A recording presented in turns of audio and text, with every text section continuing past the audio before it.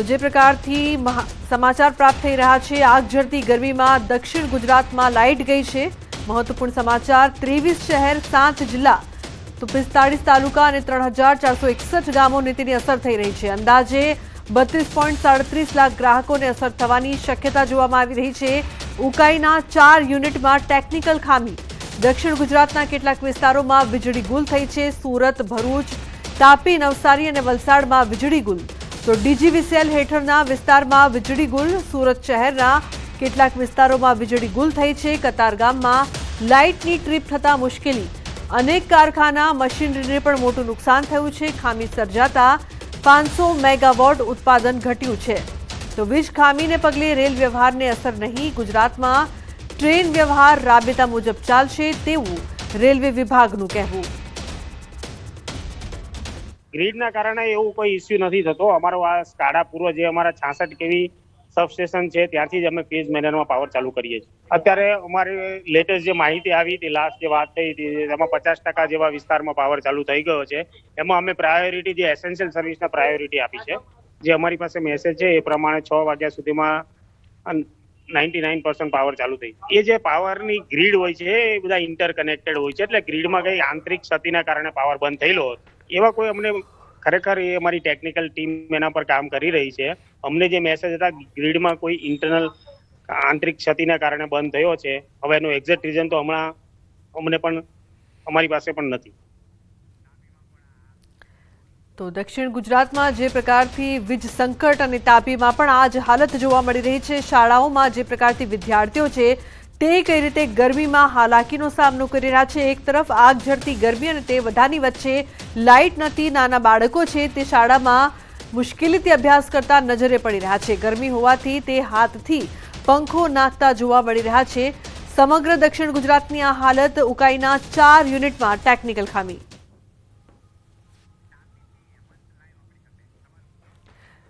તો તાપીથી હેમંત જોડાયા છે લાઈવ, તેમની સાથે વાત કરીશું। હેમંત, જે પ્રકારથી અત્યારે જે હાલત જોવા મળી રહી છે વીજ સંકટના કારણે અનેક મુશ્કેલીઓ સર્જાઈ છે, શું અપડેટ છે?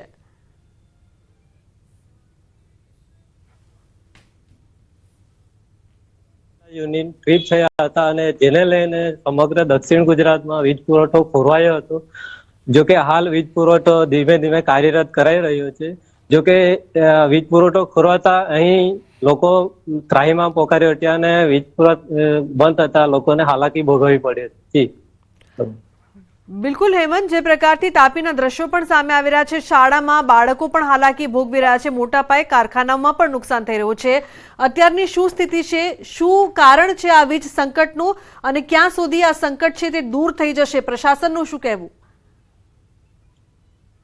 ઉકાઈ થર્મલ પાવર સ્ટેશન છે ત્યાં જે 4 યુનિટ ટ્રીપ થયા હતા અને એને પૂર્વવત કરવા માટે ખાસ કરીને જે કાકડાપાર અણુમથક વીજ મથક છે ત્યાંથી પણ જે વેસ્ટર્ન ગ્રીડની જે પાવર સપ્લાય છે એમાં ઘટાડો કરવામાં આવ્યો હતો અને જેને લઈને આ તાપી સહિત સમગ્ર દક્ષિણ ગુજરાતમાં વીજ પુરવઠો બંધ કરવામાં આવ્યો હતો।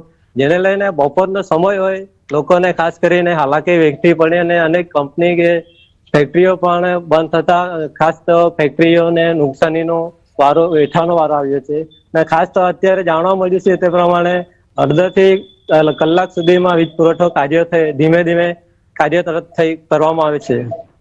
જી બિલકુલ હેમંત, આભાર આ સમગ્ર માહિતી બદલ। તો ધીમે ધીમે વીજ પુરવઠો છે તે કાર્યરત થશે તેવું કહેવામાં આવી રહ્યું છે। આગ ઝરતી ગરમીની વચ્ચે જે પ્રકારથી વીજ સંકટ છે, નવસારીના ગણદેવી, અમલસાડ, ટાંકલ વિસ્તારમાં પણ વીજળી ગુલ થઈ છે। વીજળી ગુલ થવાના કારણે પરીક્ષા આપતા વિદ્યાર્થીઓ મુશ્કેલીમાં મુકાયા છે। પરીક્ષા દરમિયાન છવાયો અંધારપટ, વિદ્યાર્થીઓ ગરમીમાં શેકાયા। બપોરે 3 વાગ્યાથી વીજળી ગુલ થઈ, હજુ 5 કલાક વીજળી આવવાની શક્યતા નહીવત જોવા મળી રહી છે। એટલે કે આટલી ગરમીમાં હજુ પણ પરેશાનીનો સામનો તમામ લોકોને કરવો પડશે। અત્યારની જે પરિસ્થિતિ છે, ખાસ કરીને પરીક્ષા છે અને પરીક્ષા દરમિયાન છવાયો છે અંધારપટ, ગરમી અને અંધારામાં વિદ્યાર્થીઓ પરીક્ષા આપવા માટે મજબૂર અને હજુ પણ 5 કલાક સુધી વીજળી નહીં આવે તેવા અહેવાલ પ્રાપ્ત થઈ રહ્યા છે, તેવા સમાચાર સામે આવી રહ્યા છે। આ બધાની વચ્ચે લોકો ચિંતિત। ગણદેવી, અમલસાડ, ટાંકલમાં પણ વીજળી ગુલ છે।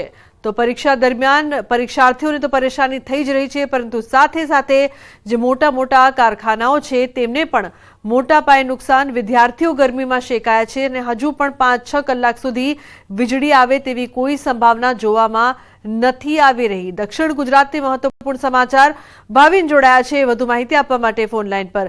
ભાવિન, જે પ્રકારથી આ વીજ સંકટમાં અનેક લોકો તો પરેશાન થઈ જ રહ્યા છે, સાથે સાથે પરીક્ષાર્થીઓ, કારણ કે પરીક્ષા ચાલુ છે, ગરમીમાં શેકાયા છે, શું અપડેટ?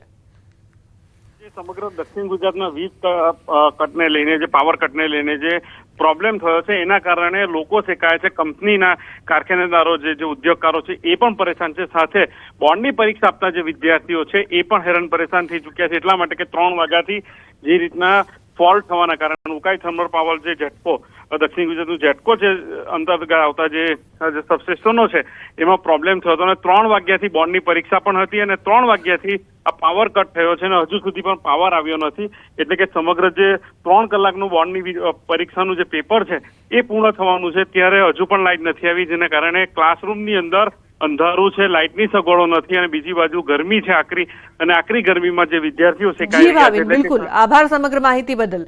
તો જે પ્રકારથી દક્ષિણ ગુજરાતમાં લોકો પરેશાન છે વીજ સંકટને કારણે, તો અહીં આપ 2 દ્રશ્યો જોઈ રહ્યા છો. એક તરફ તાપીના દ્રશ્યો તો બીજી તરફ નવસારીના દ્રશ્યો, જ્યાં બાળકો છે તે હેરાન પરેશાન થઈ રહ્યા છે. એક તરફ નવસારીના દ્રશ્યો કે જ્યાં અંધારામાં પરીક્ષાર્થીઓ પરીક્ષા આપવા મજબૂર છે, બોર્ડની પણ પરીક્ષાઓ ચાલી રહી છે, મોટી ક્લાસીસની પણ પરીક્ષા ચાલી રહી છે, તો બીજી તરફ તાપીમાં નાના માસૂમ બાળકો છે તે ગરમીમાં શેકાયા છે અને ગરમીમાં અભ્યાસ કરવા મજબૂર બન્યા.